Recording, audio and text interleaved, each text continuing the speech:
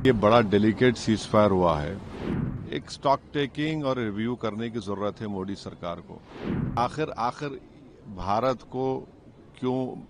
वो रोल क्यों अदा नहीं कर सका जो तारीखी तौर पर हम अदा करते आए हैं, और प्रधानमंत्री क्यों गए इजराइल को, और जबकि नेतन्याहू को भारत आना था, वहां पर प्रधानमंत्री जाकर जो मैसेज गया है कि हम उनके साथ खड़े हैं। बीजेपी एक पिक्चर को प्रमोट कर रही है फॉरेन पॉलिसी के तौर पर। ये फॉरेन पॉलिसी होगी आपकी? देखिए, 5 विधानसभा है जिसको मीडिया ने बड़ा रिपोर्ट किया है, मैं उसको रिटेट कर रहा हूं। एक समरसरगंज है जिसमें 55% मुसलमानों के नाम एजुकेशन लिस्ट में है। एक मोताबारी है, वहाँ 54.2% मुस्लिम नेम्स एजुकेशन में है। एक मनिक चाक है, उसमें 50% है। एक बहरामपुर है, वहाँ 61.6% मुस्लिम नेम्स जो एजुकेशन लिस्ट में है।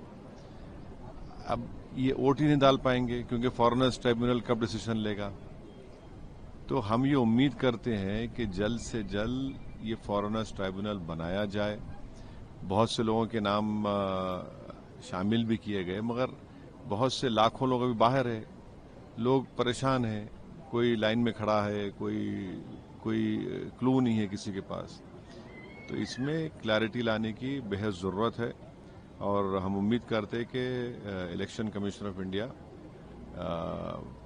चुनाव से पहले जल्द से जल्द एक ट्राइब्यूनल बनेगा, और वो जितना जल्दी हो सके इन केसेस को डील करके, ताकि वोट डालने का राइट, एक कॉन्स्टिट्यूशनल राइट है, उनको मिल सके।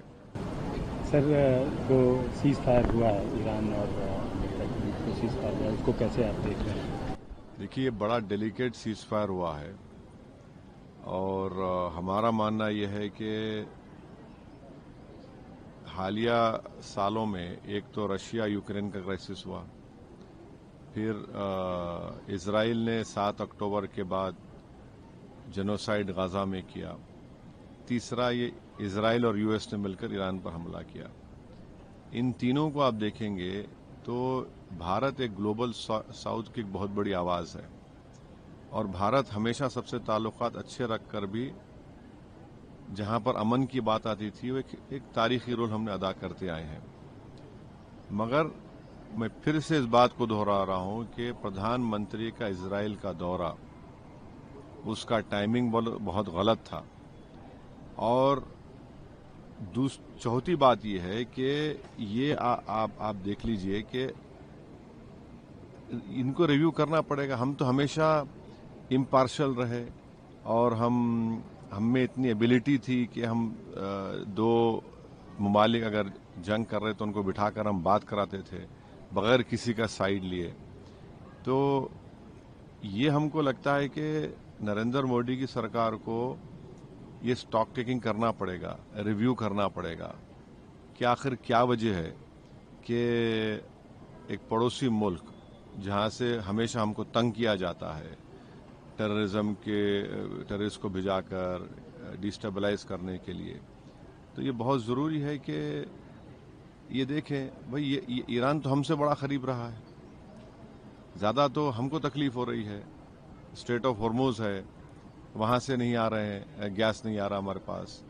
तो सीज फायर हुआ है, तो उम्मीद करते हैं कि जो एनर्जी क्राइसिस आज देश में है वो उसमें कमी आएगी। मगर एक स्टॉक टेकिंग और रिव्यू करने की जरूरत है मोदी सरकार को कि आखिर भारत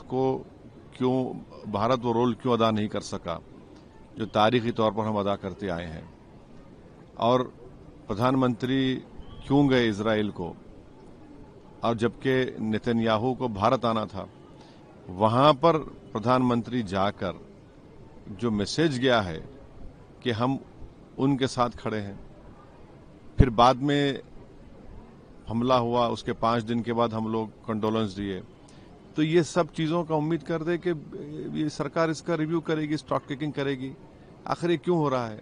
देखिए, अगर आप देश को बोलेंगे कि 3 घंटे की पिक्चर देख के खुश हो जाओ, तो फिर ये तो फॉरेन पॉलिसी नहीं है। जो बीजेपी एक पिक्चर को प्रमोट कर रही है फॉरेन पॉलिसी के तौर पर।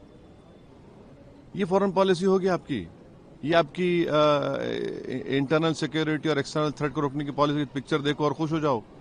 تو یہ نہیں میڈیشن کر رہا ہے اس کی بات کر رہے ہیں یا بی جے پی اب عقل مند کو اشارہ کافی ہے.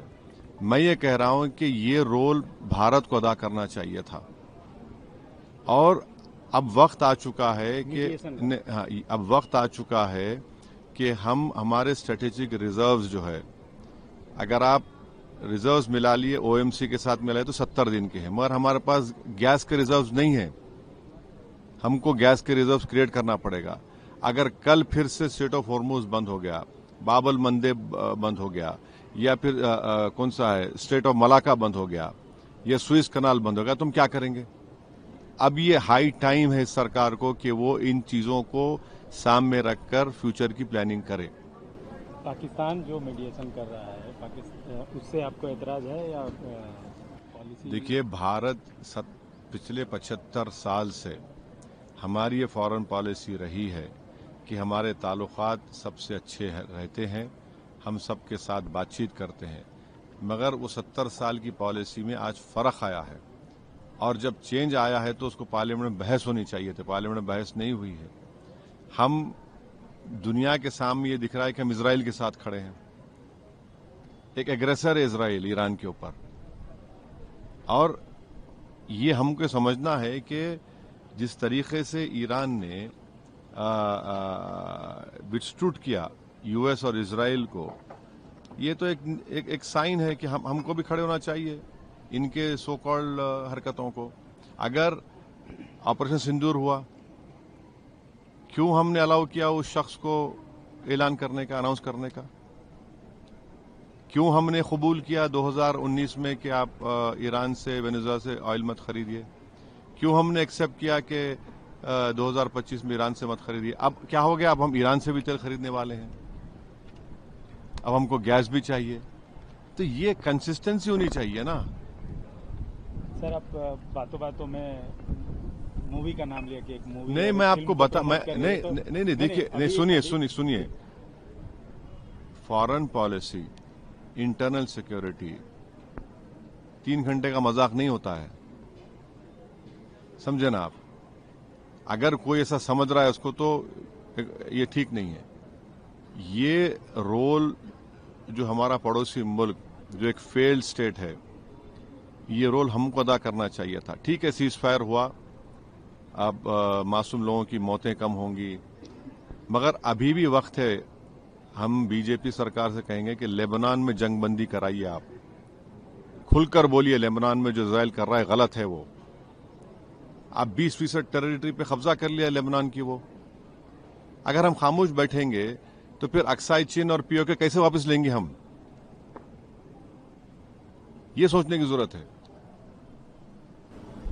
ابھی میں پھر سے پوچھ رہا ہوں، ابھی بی جے پی ایک فلم کو پروموٹ کر میں اس سوال کا جواب دے کر جو سیریسنس ہے اس ڈیولپمنٹ کا، اس کو کم کرنا نہیں چاہتا ہوں میں.